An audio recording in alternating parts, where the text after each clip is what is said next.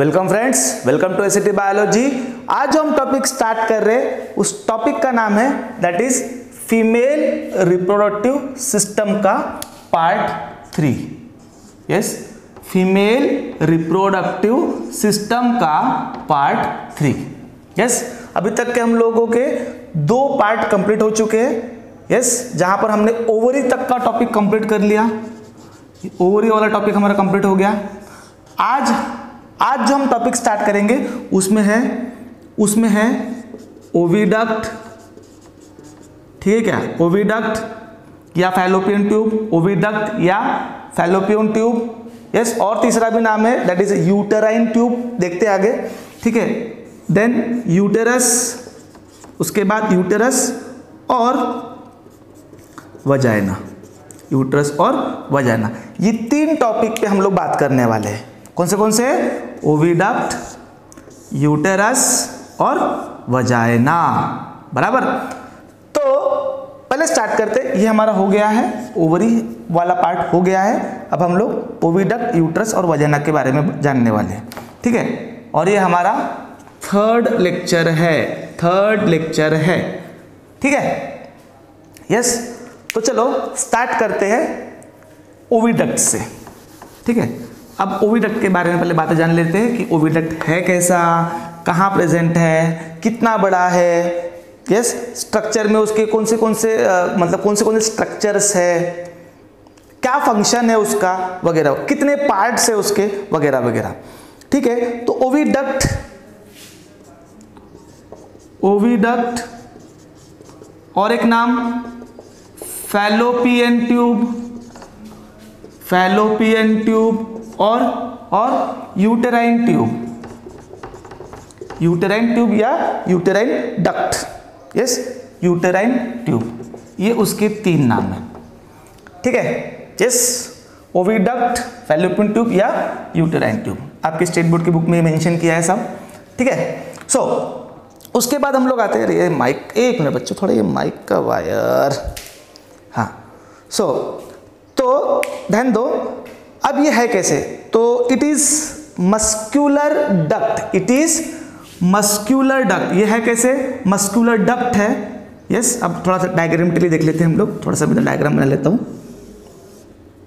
अब लिखने की जरूरत नहीं है, मैं मुंह से भी अगर मैं आपको बोल के ही पढ़ाऊंगा, क्योंकि ये जो सब बातें हैं बुक में है। यस, लिखी हुई बातें तो बुक में भी है। ठीक है क्या? तो लिखने की कोई ज़रूरत नहीं है। यस, एक्सप्लेन होना चाहिए। हाँ, तो ये पार्ट मैं इसके बारे में बात कर रहा हूँ। तो ये क्या है? मस्क्यूलर डक्ट, मतलब उनकी जो वॉल है वो मसल से बनी हुई है। Yes, it is a muscular duct. कैसा है वो? लाई हॉरिजॉन्टली, मतलब है कैसा? हॉरिजॉन्टल है, क्योंकि ऐसा यूट्रस है तो ऐसे फैलोपियन ट्यूब है। ठीक, तो ये हॉरिजॉन्टली प्रेजेंट है, और ये डक्ट है, ट्यूब है, कैनल है, जो कि मसल से बने हुए हैं। यस, ऑब्वियसली मसल से बने हुए। ठीक है, और कहाँ प्रेजेंट है? पोजीशन कहाँ है इसकी? यस, तो ओवर अ हॉरिजॉन्टल तो है, पर पोजीशन क्या है? Over a peritoneal cavity. Sir फिर इसको सपोर्ट किसने किया? वही आपका ब्रॉड लिगामेंट, बताया था ना हमने, वो ब्रॉड लिगामेंट तीनों को सपोर्ट करता है करके। यस, बुक में मेंशन नहीं किया है, पर पहले ही बता दिया इन्होंने कि जो ब्रॉड लिगामेंट है ओवरी यूट्रस और फैलोपियन तीनों को वो सपोर्ट करता है। तो फैलोपियन ट्यूब जो है कैसा है? हॉरिजॉन्टल है।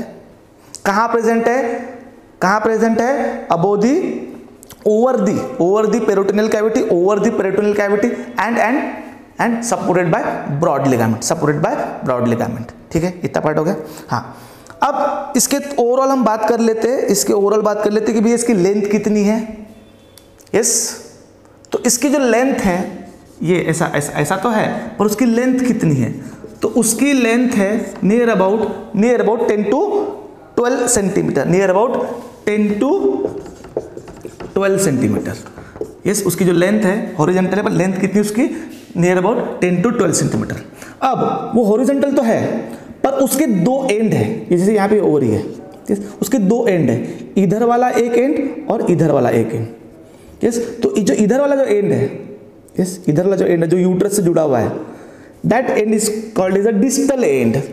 उस एंड को क्या बोलते हैं? Distal end. अरे जैसे ये मार्कर है, यस, इस मार्कर के दो एंड है, एक ये एक ये, यस। तो मैं अगर इस मार्कर के भी एंड की बात करूं तो जो इसका टिप वाला एंड है ये इसका प्रॉक्सिमल एंड हो गया, और जो इधर वाला एंड हो गया इसका डिस्टल एंड हो गया। तो वैसे ही इसका इधर वाला एंड जो यूट्रस से जुड़ा हुआ है, इधर वाला एंड जो यूट्रस से जुड़ा है, that is a distal and. और उसका इधर वाला एंड, उसका इधर वाला एंड जो कि ओवरी के तरफ में, जो कि ओवरी के तरफ में, जो कि ओवरी के तरफ में, that is a proximal and. Proximal and, ठीक है। तो हम ऐसा बोल सकते हैं कि उसका जो प्रॉक्सिमल एंड है वो ओवरी की तरफ में है, और उसका डिस्टल एंड जो है, उसका जो डिस्टल एंड है वो यूट्रस से जुड़ा हुआ है, वो यूट्रस से जुड़ा हुआ है। यस, इतना हो गया? यस, हो गया। हाँ, एक और चीज अब थोड़ा सा पहले और जान लेते हैं। अब मैंने क्या बोला कि ये ट्यूब है, मैंने क्या बोला कि ये ट्यूब है। यस, ट्यूब है मतलब ऐसा है। सेक्शन में अगर देखो, अगर कोई ऐसी ट्यूब है, यस, तो वो तो मैं आपको कैसा इस सेक्शन में बना रहा हूं। अब मैं उसको अगर आपको ऐसा दिखाऊं, यस, तो गोल दिखेगा। हाँ, तो गोल दिखा दिया। तो चलो, ये तो उसकी आउटर लेयर होगी, मतलब उसको 2-4 लेयर तो होगी। सबसे आउटर उसको एपिथेलियम होगा, फिर मसल है, और सबसे इनर, सबसे, और ये उसके अंदर का लूमेन, उसके अंदर की जगह। तो ऑब्वियसली ये जो लेयर है, सबसे अंदर वाली जो लेयर है, यस, और सबसे बाहर वाली लेयर एपिथेलियम होता है। तो सबसे अंदर वाला जो एपिथेलियम है, सबसे अंदर वाला जो एपिथेलियम है, वहां की जो सेल है, सबसे अंदर वाली जो लेयर है, यस, और बराबर इंटर, तो वहां की जो सेल्स है, वहां की जो सेल्स है, वहां की जो सेल्स है, वहां की जो सेल्स है, उन सेल्स को सीलिया है, उन सेल्स को सीलिया है, उन सेल्स को सीलिया है। That means inner epithelium of, that means inner epithelium of infundibulum having ciliated epithelium, मतलब लाइक दिस। अगर मैं इस सेक्शन में देखूं तो ऐसा, और इस सेक्शन में देखूं तो ऐसा। ये सेल्स है सबसे इनर वाली, ये सेल्स है सबसे इनर वाली, ये तो उसके अंदर की जगह होगी, ये तो क्या है उसके अंदर की जगह होगी। और ये जो सेल्स है इनको क्या है? सीलिया है, इनको क्या है? सीलिया है।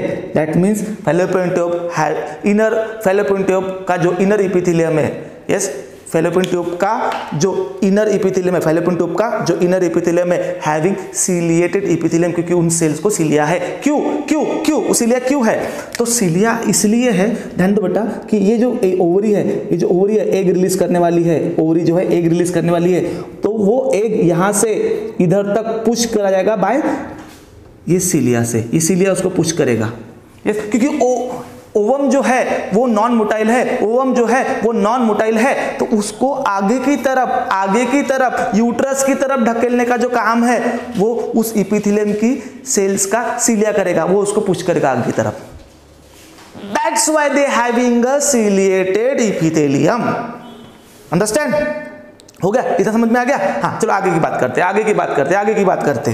ठीक है, तो अब इतना तो समझ में आ गया कि ये मस्कुलर ट्यूब है, उसका डिस्टल एंड यूट्रस से जुड़ा है, उसका प्रॉक्सिमल एंड ओवरी के पास में है, उसकी लेंथ 10 to 12 सेंटीमीटर है, और वो हॉरिजॉन्टली लाई है अपर द पेरिटोनियल कैविटी। यस, इतना हो गया। हाँ, अब और बात, अब उसके 3 पार्ट, अब हम उसके 3 पार्ट पे बात करते हैं, और वो 3 part proximal to distal 3 part, and the 3 part of oviduct is proximal part, ये वाला एंड वाला part, that is a infundibulum। proximal part इधर वाला, that is a infundibulum।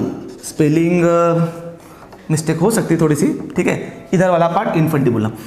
बीच का जो पार्ट होता है वो ब्रॉड होता है बच्चों, बीच का जो पार्ट होता है वो ऐसा थोड़ा सा ब्रॉड होता है, and the broad part of, इतना भी ब्रॉड नहीं पर फिर भी थोड़ा सा ब्रॉडिच है, ठीक है। तो ये जो बीच का पार्ट है, इधर वाला पार्ट इन्फंडिबुलम, ये जो बीच का पार्ट है, that part is called as a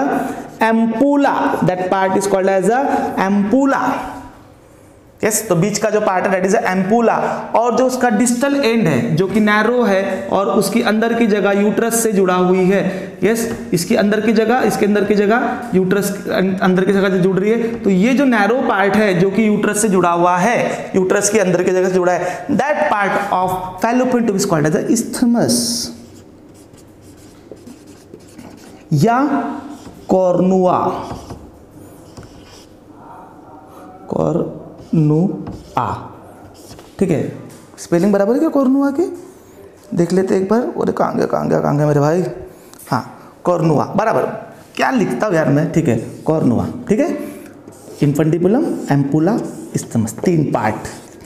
infundibulum, ampulla और इस्थमस, 3 पार्ट हो गए। तो पहले इन्फंडिबुलम के बारे में बात करते हैं। तो इन्फंडिबुलम के बारे में अगर हम बात करते हैं, इन्फंडिबुलम के बारे में अगर हम बात करते हैं, तो it is a proximal and of fallopian tube, it having a finger like projection, it having a finger like projection, and that finger like projection is called as the fimbre। ऐसा like this, ये tube है, आप इससे ऐसे imagine कर सकते हो, ठीक है। तो इधर वाला इन्फंडिबुलम, ये ट्यूब है, तो ये अंदर से जगह होगी यहाँ पे, ठीक है। तो ये एंड इन्फंडिबुलम हो गया। ये जो फिंगर लाइक प्रोजेक्शन है, ये जो फिंगर लाइक प्रोजेक्शन है, यस एंड का ये जो फिंगर लाइक प्रोजेक्शन है, ये जो फिंगर लाइक प्रोजेक्शन है, that finger like projection is called as a fimbriae. उस फिंगर लाइक प्रोजेक्शन को क्या बोलते हैं? फिम्ब्रे। यस बराबर, यस बराबर। फिर अब देखो वो है कैसा कि सेंटर में कैविटी है, ओपनिंग है उसकी, इधर की ओपनिंग है, यस, और ये ओपनिंग के अराउंड ऐसे फिम्ब्रे है, ओपनिंग के अराउंड ऐसे फिम्ब्रे है, बराबर। तो ये जो ओपनिंग है, इधर की जो ओपनिंग है, ओवरी की तरफ की जो फैलोपियन ट्यूब की जो ओपनिंग है, that opening is called as a ostia, that opening is called as a ostia. तो उस ऑस्टिया, जैसे ये ऑस्टिया है, तो इसके अराउंड ऐसे फिम्ब्रे है, इसके अराउंड ऐसे फिम्ब्रे है, यस। तो फिम्ब्रे का काम क्या है सर? उस फिम्ब्रे का काम क्या है? तो फिम्ब्रे क्या करते हैं, क्योंकि देखो ओवरी क्या करेंगी? ओम रिलीज करेंगी। ओवरी क्या करेंगी? ओम रिलीज करेंगी। सेकेंडरी ऊसाइड स्टेज में ओम रिलीज करेंगी, पर वो कहाँ रिलीज करेंगी? एब्डोमेन कैविटी में रिलीज करेंगी। तो ये फिम्ब्रे उसको इस तरीके से कलेक्ट करेगा टुवर्ड दी ऑस्टिया, और फिर ऑस्टिया, आपको पता है कि फैलोपियन ट्यूब की ओपनिंग है, तो वो चीज यहाँ पर आ जाएंगी, वो चीज अंदर आ जाएंगी, वो चीज फैलोपियन ट्यूब के कैविटी के अंदर आ जाएंगी। That means fimbriae the collect ovum, that collect release ovum by ovary, उसको ओवम करेगा, और ऑस्टियम उसकी ओपनिंग है, तो वो उसको असिस्ट करेगा, ठीक है। This part of fallopian tube is called as infundibulum, बराबर, जो कि फैलोपियन ट्यूब का प्रॉक्सिमल एंड है, ठीक है। उसके बाद उसका बीच का पार्ट, उसके बाद में उसके बीच का पार्ट, तो बीच का पार्ट जो है उसका नाम है एम्पुला, उसका नाम है एम्पुला। और एम्पुला के बारे में ऐसी बात है कि ये वो जगह है जहां पर स्पर्म और एग आपस में कंबाइन होते हैं, and the process is fertilisation. That means ampulla is the site of fertilisation. Yes, समझ में आया? और कॉर्नुआ, अगर एग फर्टिलाइज हुआ तो वो उसको यूट्रस की तरफ जाने देगा। यस, कॉर्नुआ वो पार्ट जो कि कॉर्नुआ या इस्थमस वो पार्ट जो कि फैलोपियन ट्यूब के अंदर की जगह को यूट्रस के अंदर की जगह से जोड़ के रखा है। फैलोपियन ट्यूब के अंदर की जगह को यूट्रस के अंदर की जगह से जोड़ के रखा है, बराबर। And that part of fallopian tube is called as isthmus, ठीक है। इतना हो गया? हाँ, तो ये था हमारा क्या? ओविडक्ट। यस, अब अगला पार्ट है हमारा यूटेरस। अगला पार्ट है हमारा यूटेरस, ठीक है। तो चलो यूटेरस के बारे में बात करते हैं। वही कहाँ प्रेजेंट है, कैसा स्ट्रक्चर है, कितनी लेयर है, क्या फंक्शन है। ओविडक्ट फंक्शन तो समझ में आ गया कि ये क्या कर रहा है, वो उसको कलेक्ट कर रहा है, रिलीज ओम को कलेक्ट कर रहा है और जगह दे रहा है किसको? फर्टिलाइजेशन को जगह दे रहा है, बराबर, और स्पर्म को भी इधर से आने को जगह दे रहा है। यस, तो ये तो फैलोपियन ट्यूब या ओविडक्ट का फंक्शन हो गया। अब आते हैं यूट्रस, मेन पार्ट। यस, ठीक है क्या? तो यूट्रस के बारे में बात है। यूट्रस का दूसरा नाम, यूट्रस को दूसरे यूटेरस, पहले लिख तो लू, यूटेरस और वोम्ब। यूटेरस और वोम्ब मतलब मराठीत मतलब तो गर्भाशय, हिंदी में बोले तो बच्चादानी, और पिक्चर की लैंग्वेज बोले तो कोख।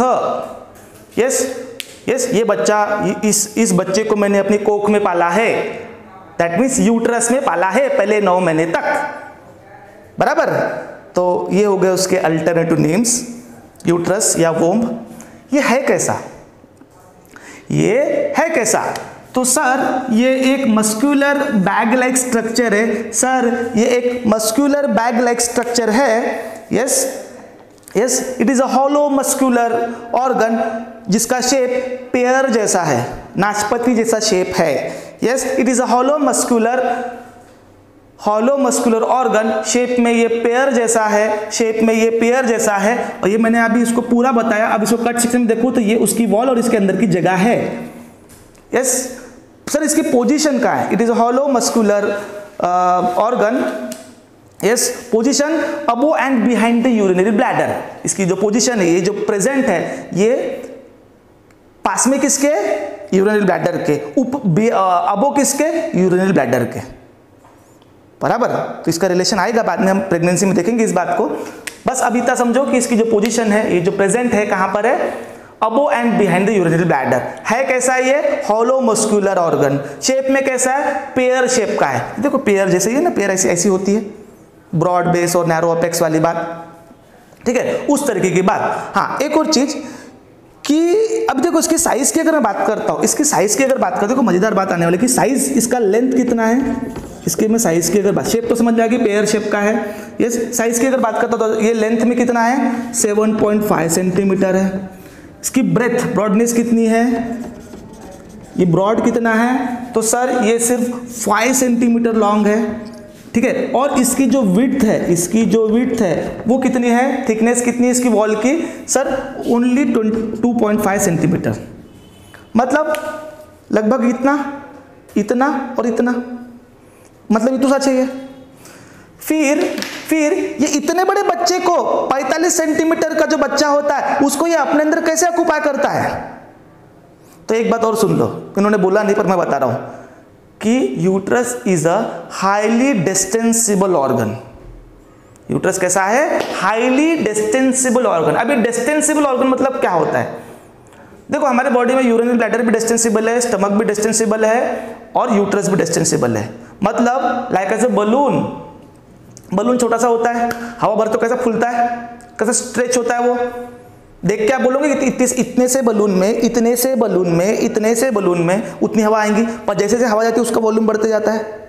हाँ, तो ऐसे ऑर्गन्स को डिस्टेंसिबल ऑर्गन बोलते हैं। स्टमक भी वैसा ही है, वैसे तो स्टमक का ओरिजिनल शेप और साइज इतना सा होता है, पर आप इतना खाना ठूस के उसको इतना बड़ा कर देते हो, फिर उसकी वॉल की इलास्टिसिटी लूज हो जाती है और फिर परमानेंट वो इतना बड़ा बन जाता है, ठीक है।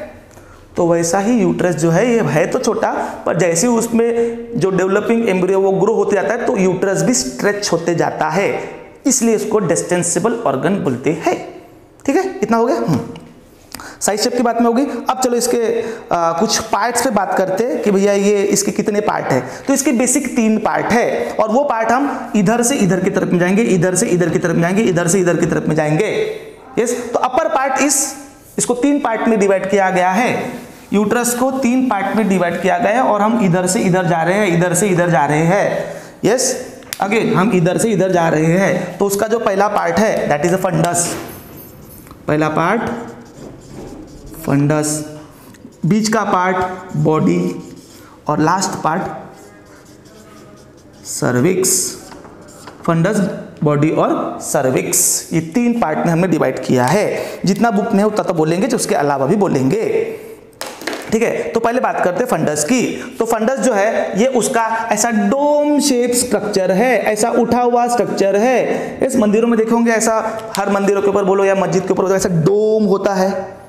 हाँ, तो वैसे स्ट्रक्चर को डोम शेप बोलते हैं। देखो हमारा भी ऐसा डोम शेप स्ट्रक्चर है। हाँ, तो देखो यूट्रस का ऐसा डोम शेप का स्ट्रक्चर है।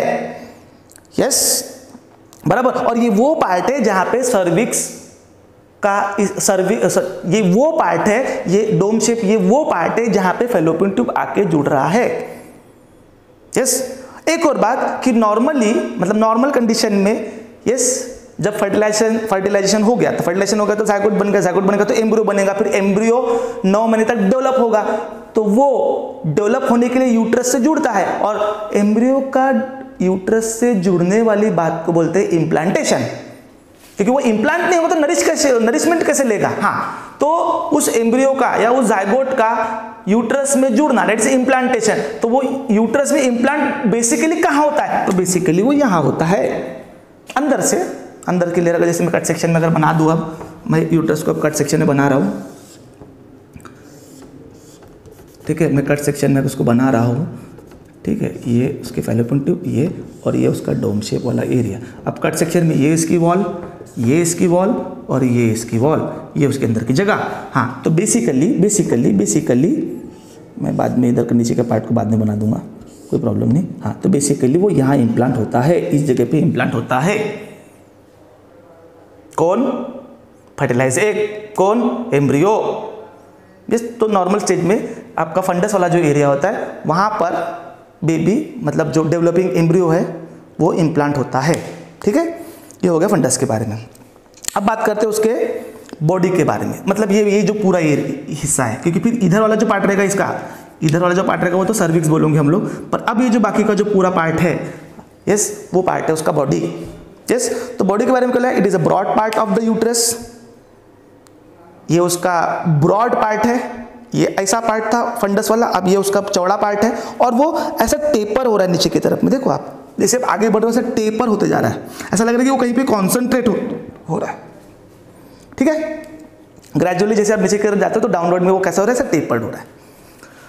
ये हो गया बॉडी के बारे में। फिर उसके लास्ट पार्ट की बात करते हैं, तो लास्ट पार्ट के बारे में अगर हम बात करते हैं तो उसका जो लास्ट पार्ट है, वो है सर्विक्स। वो क्या है? सर्विक्स। और वैसे नेक लाइक स्ट्रक्चर है। ठीक है, मतलब मैं यहाँ से यहाँ तक सर्विक्स कंसिडर कर रहा हूँ। यस, तो उसका जो लास्ट पार्ट है neck like structure, that is a cervix, जो कि कहाँ तक एक्सटेंड हुआ है? वजाइना। देखो वजाइना यहाँ से ब्लू वाले पोर्शन से वजाइना स्टार्ट हो गई है। ठीक है, तो देखो उसका, वैसे तो उसको यहाँ खत्म हो जाना चाहिए था, पर देखो उसका इतना पार्ट इस वजाइना तक एक्सटेंड हुआ है। बराबर, समझ में आया क्या? और मैं ये बोल सकता हूँ कि सर्विक्स क्या है, एक अगेन ये भी एक सा ट्यूबलाइक स्ट्रक्चर है। यस, मैं थोड़ा सा उसको और नैरो बना देता हूँ ताकि आपको और समझे अच्छे से। एक मिनट बच्चों, थोड़ा सा ऐसा इसको थोड़ा सा नैरो बना देता हूँ ताकि आपको समझे वो।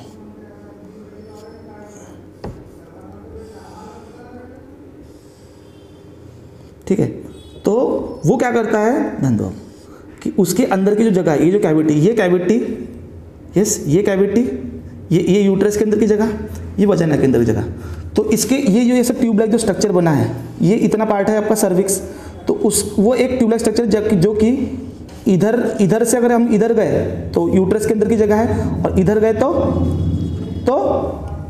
वजाइना की जगह है। हाँ, तो इसके अंदर की जगह का एक पार्ट इधर यूट्रस से जुड़ा हुआ है, और इसके अंदर की इधर की जो जगह है वो वजाइना से जुड़ी हुई है। ठीक है, बराबर।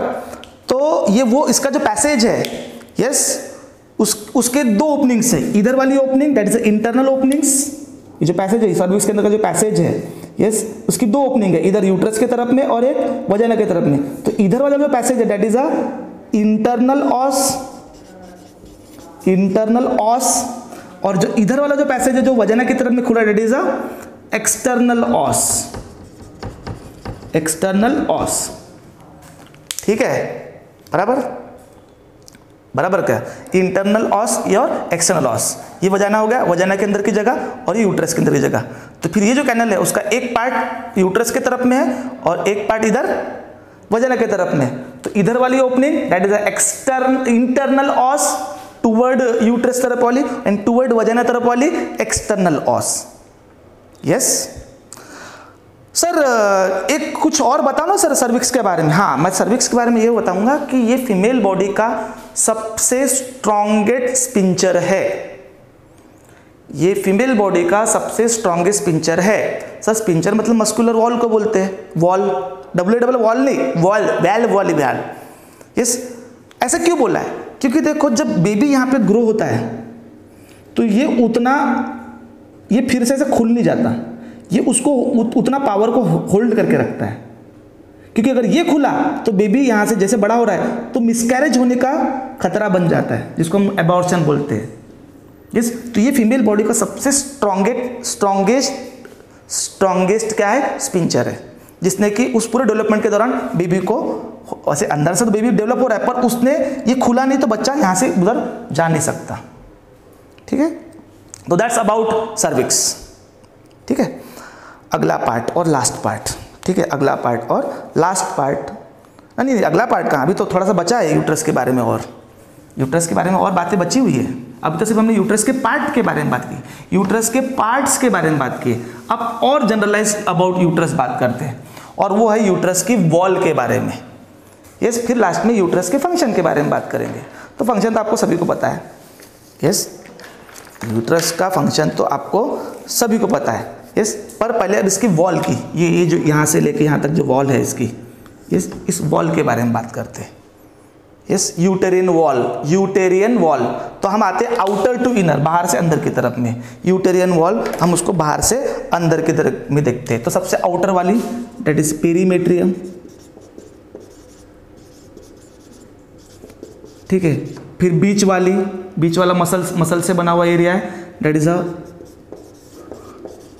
मायोमेट्रियम। स्पेलिंग थोड़ा सा हो सकता है आगे पीछे, पर मैं जो बोल रहा हूँ उस पर ध्यान दो। सबसे आउटर वाली पेरीमेट्रियम, फिर बीच वाला जो मसल वाला area that is a myometrium, और सबसे अंदर वाले दैट इज अ एंडोमेट्रियम। सबसे अंदर वाली, सबसे inner one that is a endometrium, ठीक है। तो अगर मैं पेरीमेट्रियम की अगर बात करूँ तो पेरीमेट्रियम जो है ये आउटर मोस्ट है, तो ऑब्वियसली कनेक्टिव टिश्यू और एपिथेलियम से बना होगा। इस कनेक्टिव टिश्यू और एपिथेलियम से बना होगा, सबसे आउटर एपिथेलियम ही होगा उसमें, और कनेक्टिव टिश्यू से बना हुआ है, ठीक है। फिर जो बीच वाला पार्ट है वो मायोमेट्रियम, मतलब मसल से बना हुआ है, और मसल भी कौन सा, स्मूथ मसल।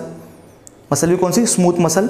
तो यूट्रस में जो कॉन्ट्रैक्शन के लिए जो रिस्पॉन्सिबल जो चीज़ होती है वो मायोमेट्रियम में होती है, स्मूथ मसल से बनी होती है। और ये कॉन्ट्रैक्शन जब बेबी का पूरा डेवलपमेंट हो जाता है, बेबी का जब पूरा 9th मंथ का डेवलपमेंट हो जाता है, तो अब बेबी को क्या बाहर निकलना है। नॉर्मल डिलीवरी की अगर बात करते हैं, नॉर्मल डिलीवरी की अगर हम बात करते हैं, तो बेबी को अब बाहर निकलना है, तो यूट्रस में कॉन्ट्रैक्शन डेवलप होते हैं, और उस कॉन्ट्रैक्शन के पीछे ये यूट्रस की वॉल की मिडल लेयर रिस्पॉन्सिबल होती है, जो कि स्मूथ मसल से बनी हुई है।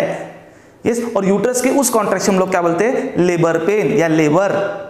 और वो लेबर क्यों हो रहा है, यस, तो दैट इज फॉर डिलीवरी या पास्चुरेशन। यस, फॉर किस पर्पस के लिए हो रहा है वो, दैट इज पास्चुरेशन के लिए, मतलब डिलीवरी के लिए, पास्चुरेशन के लिए, वो रीशन के लिए वो लेबर पेन हो रहा है वहाँ पर, ठीक है।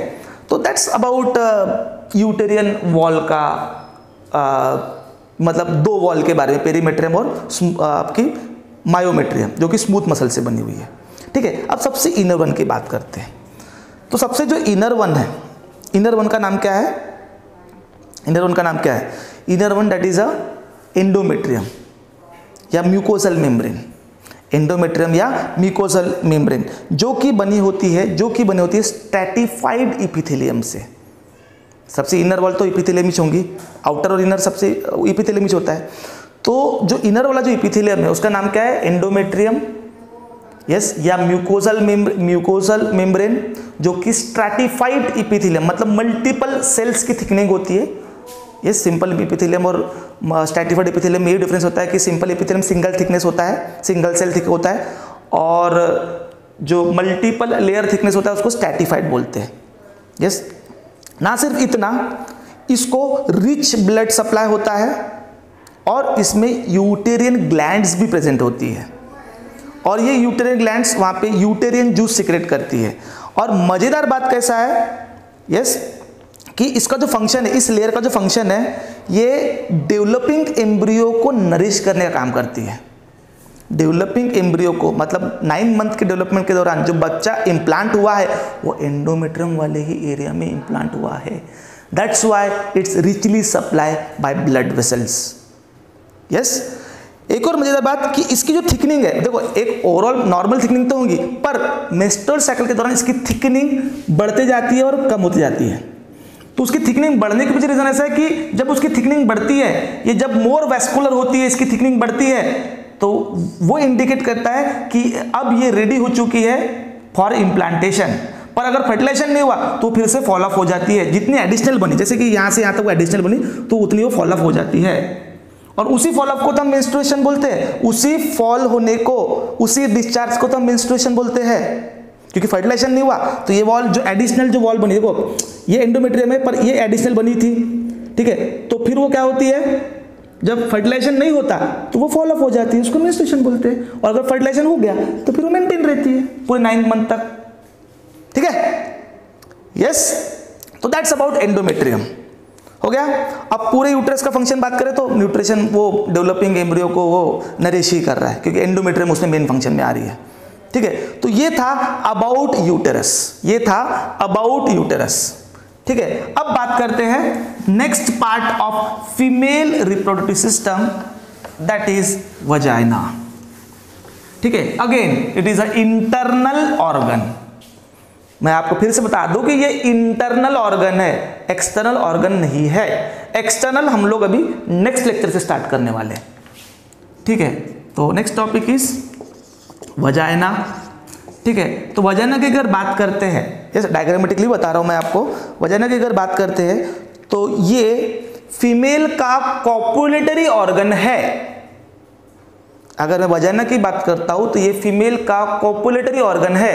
Sir what is mean bye copulation? मैंने इसके पहले ही बताया कि कॉपुलेशन वो प्रोसेस होती है जिसमें मेल रिप्रोडक्टिव पार्ट और फीमेल रिप्रोडक्टिव पार्ट आपस में कांटेक्ट आते हैं और एक गमेट ट्रांसफर करता है और दूसरा गमेट रिसीव करता है। तो इस प्रोसेस को कॉपुलेशन या मीटिंग बोलते हैं। यस, तो मेल का रिप्रोडक्टिव ऑर्गन मतलब फीमेल का कॉपुलेटरी ऑर्गन कौन है? पेनिस। और फीमेल का कौन है? वजाइना। हाँ, तो इट जो है ये पेनिस को रिसीव करती है, बराबर। तो अब ये है कैसी? ये है कैसी? सबसे पहले तो है कहाँ ये? तो देखो, ये हो गया यूट्रस, इस यूट्रस का ये थोड़ा सा पार्ट, फिर ये उसका सर्विक्स वाला पार्ट। ठीक है, ये उसका सर्विक्स वाला पार्ट। ठीक है, सर्विक्स वाला पार्ट। ठीक है, और अब जो मैं ब्लू कलर से बनाऊंगा, ठीक है, ये है वजाइना। ठीक है, तो ये है कहाँ तक एक्सटेंड? ठीक है, तो ये है इसका इधर का एंड जो है सर्विक्स के तरफ में है, और इधर का जो एंड है वो वेस्टिब्यूल। यस, अभी वेस्टिब्यूल क्या है? तो फीमेल का एक्सटर्नल रिप्रोडक्टिव सिस्टम का पार्ट है। हाँ, तो उसका एक एंड मतलब किसके बीच में हो गई है? इधर वाला पार्ट वेस्टिब्यूल और सर्विक्स, इन दो के बीच में है वो। वेस्टिब्यूल और सर्विक्स इन दो के बीच में है कौन? वजाइना। कैसी है? ट्यूब्यूलर। कैसी है? ट्यूब्यूलर। यस, मैंने ट्यूब बनाई है। यस, अगर आपको इस डायग्राम से नहीं समझ तो इस डायग्राम से देखो, ये मैंने ऐसा फ्रंट व्यू बनाया, अब मैं इसको ऐसा लैटरल व्यू बनाता हूँ, ऐसा वाला लैटरल व्यू। ठीक है, तो उसमें देखो, अब ध्यान दो, ये मैंने ऐसा यूट्रस बनाया, ठीक है, यूट्रस, और ये हो गया सर्विक्स। ठीक है, और ये ब्लू कलर से बना रहा हूँ मैं, ये उसके फैलोपियन ट्यूब वगैरह है उधर में, ध्यान दो, छोड़ो उसको, भी उसका काम नहीं। ये हो गई वजाइना। ठीक है, तो है ना tube like structure? Yes, tube like structure, और इट रिसीव पेनिस। ठीक है, it receive penis, that's why it's a female reproductive organ. ठीक है, it receive penis at the time of copulation. हो गया इतना। अब भैया ये ट्यूब है, तो ये ट्यूब कितनी बड़ी है? तो ये ट्यूब है 7 to 9 सेंटीमीटर लॉन्ग। ये ट्यूब है 7 to 9 सेंटीमीटर, ये लॉन्ग ट्यूब है। और मैं आपको एक और बात बता दूं जो बुक वालों ने नहीं बताई, कि it is highly collapsible organ. Yes, about vagina, it is highly collapsible organ. Collapsible मतलब देखो, आपको वो छोटे बच्चों का एक खिलौना का आपको याद होगा कि वो ऐसा नहीं, ऐसा फूंक मारते हैं तो ऐसा लंबा हो जाता है, फिर छोड़ते हैं वो फोल्ड होकर फिर से छोटा हो जाता है। यस, तो वैसा ही वजाइना पेनिस के लेंथ के हिसाब से एडजस्ट होती है। मतलब वो जैसे अगर पेनिस थोड़ा सा लेंथ में बड़ा है तो वो उसके हिसाब से खुल जाएंगे उतनी। ठीक है, जो उसका नॉर्मल साइज है वो तो है, पर अगर पेनिस तो कोलैप्सिबल भी, वो थोड़ा सा और एक्सटेंड हो जाएंगे। तो ऐसे ऑर्गन को वो तो पेनिस के हिसाब से एडजस्ट हो जाती है, नॉर्मल साइज तो है पर वो पेनिस के हिसाब से एडजस्ट भी होती है। तो ऐसे ऑर्गन को कोलैप्सिबल ऑर्गन बोलते हैं। यस, हाँ, एक और बात, इतना हो गया। फिर अब इसकी कौन सी बात करते हैं कि भैया ये ओपन कहाँ होती है? अब इसकी वॉल की बात करते हैं। तो वॉल के लिए मेरे को इसको कट करना पड़ेगा, तो चलो मैं इसको भी कट कर देता हूँ, कट सेक्शन में दिखाता हूँ इसको भी। तो ये हो गई, ये तो हो गई वजाइना के अंदर की जगह। अब इतनी क्या हो गई? थोड़ा सा दूसरा कलर। इतनी क्या हो गई उसकी? ब्लू। इसकी क्या हो गई?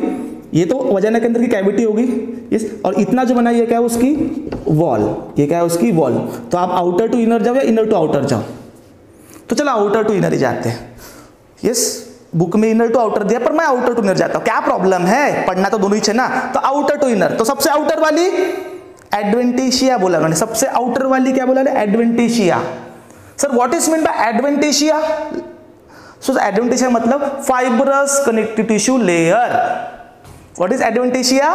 सबसे outer layer of vagina, that is adventitia, and wall की सबसे outer layer, that is adventitia. And what is adventitia? It's a fibrous connective tissue, that means outer layer, outer मतलब वजाइना की वॉल की जो outer layer it is made up of fibrous connective tissue. Middle part sir muscle से, smooth muscle से, and the inner part is mucosal lining, but not like a uterus.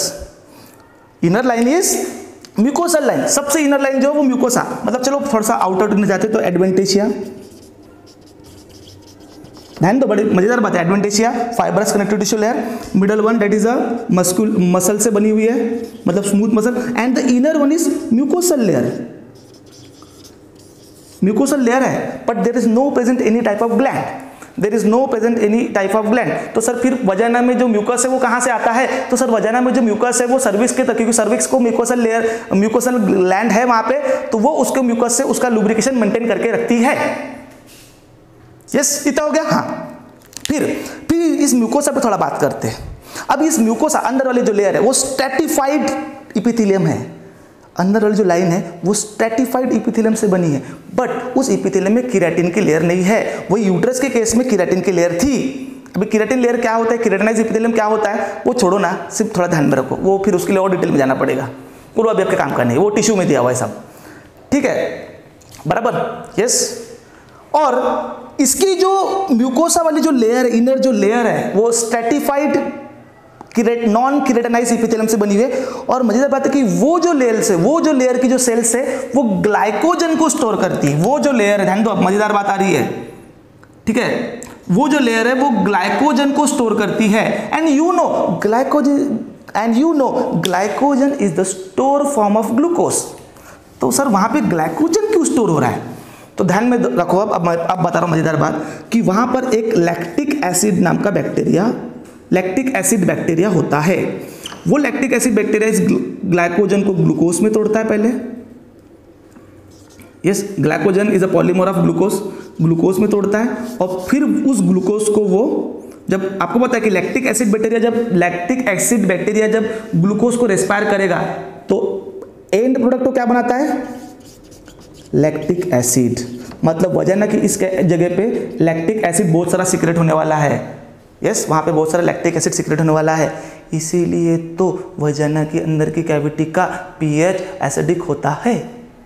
और वो जरूरी है, क्योंकि देखो यहाँ से एंट्री है भाई बॉडी की, बराबर, और वहाँ पे तो आपने म्यूकोसल लेयर तो देखे रखी, पर एसिडिक वातावरण से क्या होगा, वहाँ से कोई फंगल इन्फेक्शन या कोई बैक्टीरिया की एंट्री नहीं हो पाएंगी। इसलिए उस पीएच को मेंटेन रखने के लिए वहाँ पे एसिडिक पीएच के लिए वहाँ पे लैक्टोबैसिलस बैक्टीरिया है, जो कि उस ग्लाइकोजन को लैक्टिक एसिड में कन्वर्ट करेगा, और लैक्टिक एसिड तो एसिड है। यस, जो कि जरूरी है, डिफेंस मैकेनिज्म के लिए काम का है वो। और फिर देखो, आपने अगर ह्यूमन मेल के साथ कंपेयर करते तो उसी एसिडिक वातावरण से स्पर्म को बचाने के लिए उसके सिक्रेशन में कुछ और है, ठीक है। तो दैट्स अबाउट वजाइना।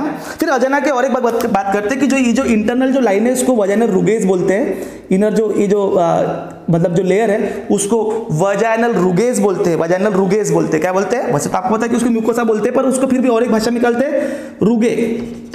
यस, जो कि फर्स्ट डिलीवरी के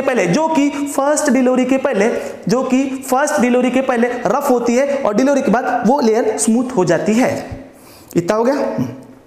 उसके बाद और एक बात कि अब वजाइना का जो इधर का हिस्सा है, वजाइना की इस लेयर में कोई ग्लैंड तो प्रेजेंट है नहीं, इस पूरे एरिया में कोई ग्लैंड प्रेजेंट नहीं है, बराबर।